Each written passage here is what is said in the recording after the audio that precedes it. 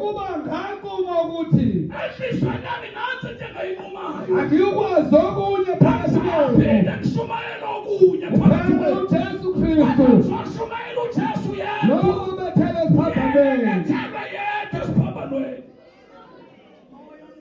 Ngikhuluma lutho olunye vesa ngazi lutho olunye kodwa ngizokhuluma ngoJesu. uJesu yena yedwa ebethele esiphambanweni. Lalelani bazalwane, lalelani, lalelani, lalelani bazalwane, lalelani. Lento iyahlupha ngoba siyayifuna izinto zakhe kodwa yena simfuni.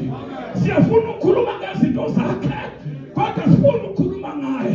Into engizoyenza ngizomemezela uJesu yena yedwa. uJesu ebethelwe.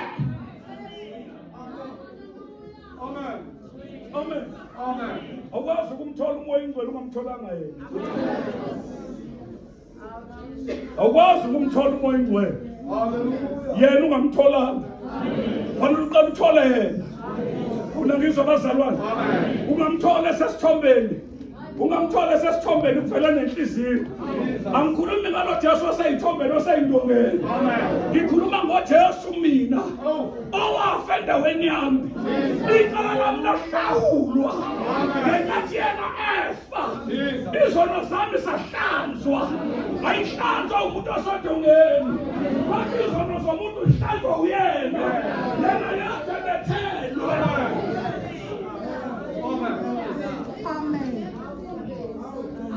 Umkhonto osengakazibethele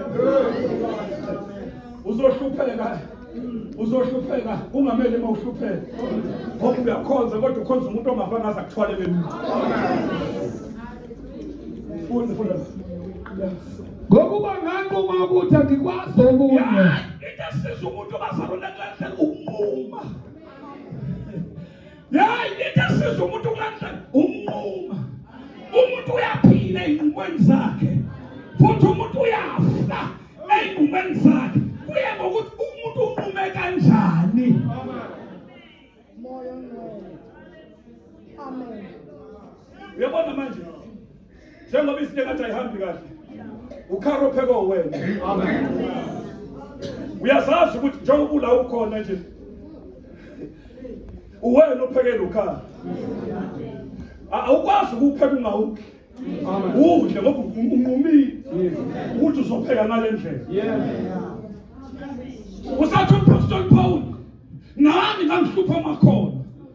Nami ngangekhono futhi ngangobulala amakhono.